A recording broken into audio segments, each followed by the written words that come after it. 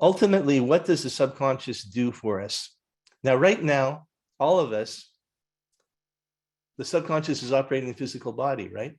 So the respiration, the digestion, the muscular system, the lymphatic system, the immune system, it's running all that automatically 24/7. That's pretty big job in itself, right? Also, when we sleep, the body, the subconscious is in charge of repairing and restoring the body. However, if a person has a disease or something like that, sometimes the subconscious can't manage to get a handle on that. And as energy healing practitioners, we believe that the reason that that disease is out of control is because there's an emotional problem underneath it. So it could be a split, generally it's a split. And maybe that split's been around for 20 years. And then after 10 years, the disease starts to form. In other words, the physical manifestation, the physical disease doesn't happen randomly. It doesn't just land on somebody's head. There's an underlying reason, and we believe it's energetic. So when we can clear that trapped energy, we can get a handle on the disease, and then the subconscious can do its healing work. So the subconscious is designed to heal us completely. It's also designed to pick up creativity and inspiration. We always wonder, where does it come from? Well, there is a universal mind. Ideas are out there, and sometimes they just come to you because you asked a question or you're looking for an answer. So inspiration is another part of the subconscious's normal designed function. And the third one, we hear a lot about this today, manifesting. Manifesting your highest good, manifesting prosperity, and so on. Well, the subconscious has a big hand in that because it's very powerful. That's the outcome of what we're shooting for. When we get the subconscious and the conscious connected together, we have what we call one-mindedness. One-mindedness is tremendously focusing. It's very calming. And the other words I can use are resilient. Things that would have bothered you years ago don't really matter. You see things in perspective. And finally, I love this word, sovereign. You become sovereign. When you know inside that your intuition, your gut, whatever you want to call it, is right, you will follow that. You won't listen to what other people say. I personally have overruled my intuition in the past, and I really regretted it. And I learned that was the bitter learning experience for me, was not to override it, to listen in the future. And I always do now. So that's my my presentation. Does anyone have a question? Feel free.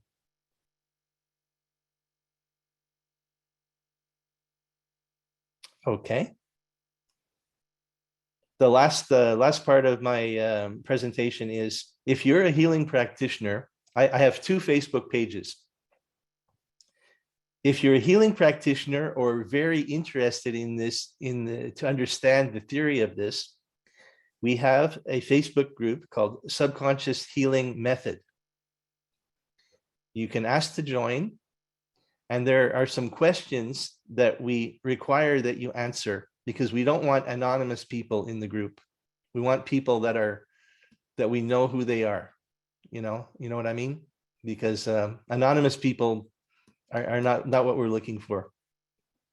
So if you're a healing practitioner, or I have social workers, I have coaches that are in the group, but most of us are healing practitioners. Amber's been in for quite a long time.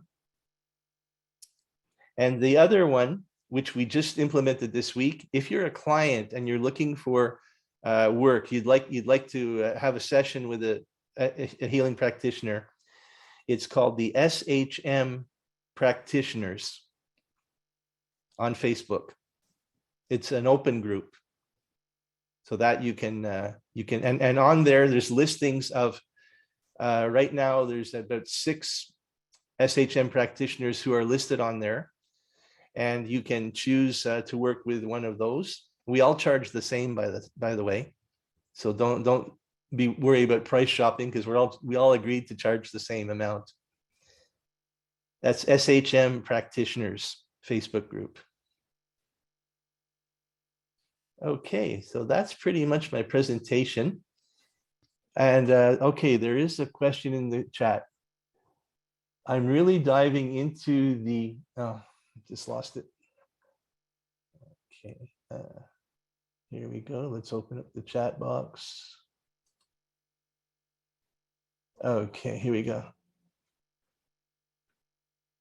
I'm really diving into the holographic universe, learning and reading. What part does the subconscious play in reaching the broader universe, multiverse?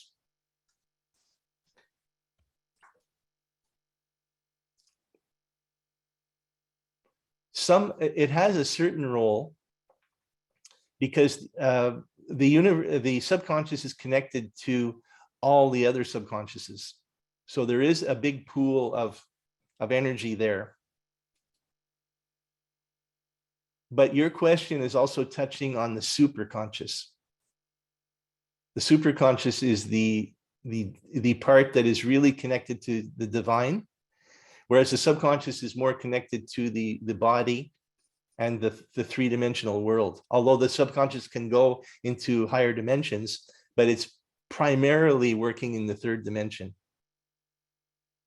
I hope that answers your question, Kurt. Okay, you're welcome. Yeah. All right, so this is the presentation done, and now we're going to get ready for our session with Amber, and I need to share my screen. I hope I can do it. I hope I can do it with all this going on, because Jonathan left me in charge here. Okay, let's see here. Okay, I exit that. Excuse me, and we go to Discover Healing. All right, so yeah, this is a look at the body code, as I was saying, and it's incredibly comprehensive in terms of pinpointing areas of the body. In other words, you might be looking for why somebody has back pain, and let's just say for fun, we were looking at somebody with back pain. We would go to the system, the skeletal system, and let's say it's in the vertebrae. So we could go to the vertebral column, and we could go to the, let's say, the cervical, and go each vertebra one by one. And so let's say they have a problem with their C7 vertebra. So it says the C7 relates to the thyroid gland, the bursa in the shoulders, and the elbows.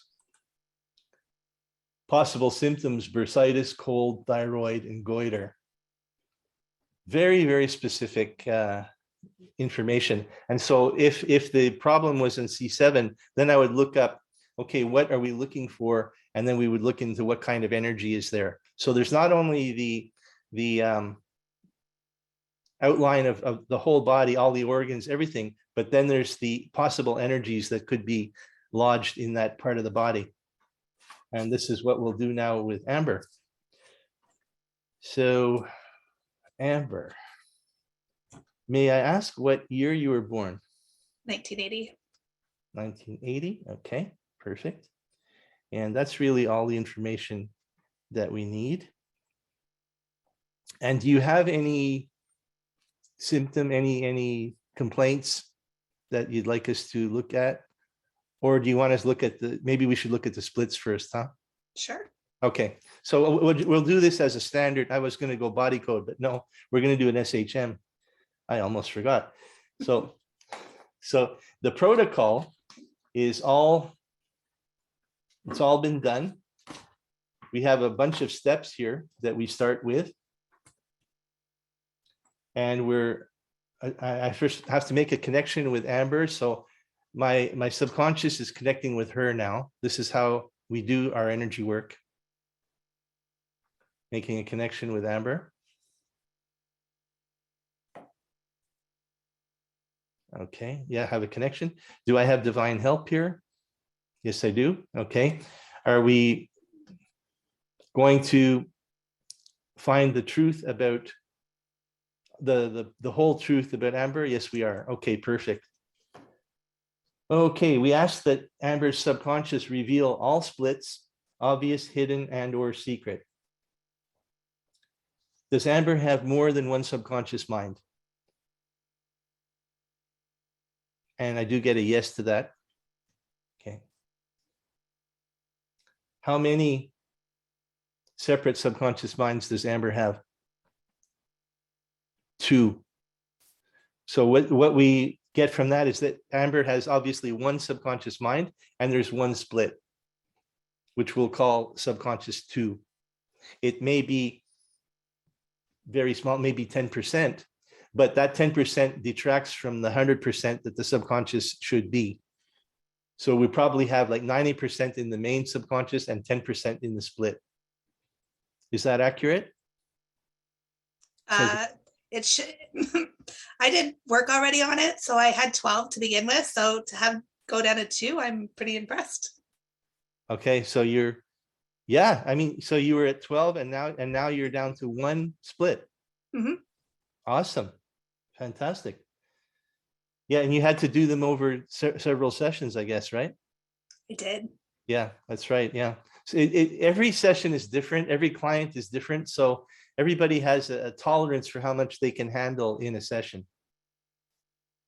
And there's no right or wrong way to do it. You know, it's that because in this work, at a certain point in the session, the subconscious is going to say, okay, enough for today. We can't clear anymore. It's detrimental to try to push energy clearing. You got to stop when the subconscious says stop. So we have 1 split. And I was just talking about percentage, and the split actually is more like 20% of your subconscious, and the main one is 80. So it looks like the biggest one was saved for last. Well, good. Yeah. Okay, perfect. All right, we're going to now look at the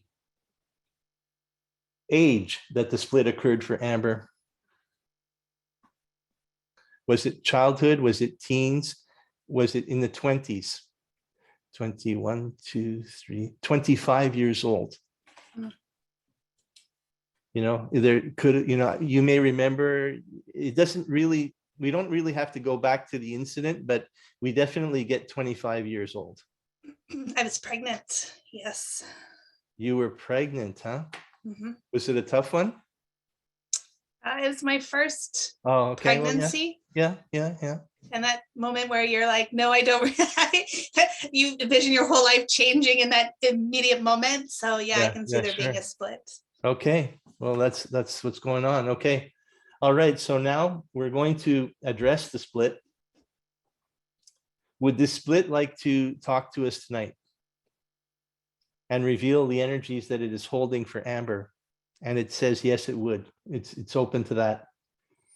Okay, so we're going to use, now we'll go to the body code, and we're going to find out what's there in that split. How many energies is the split holding for Amber? 2. Okay. Are they actually energies in the body code? No, not necessarily. No, they're 2 misalignments in the body code, in the body.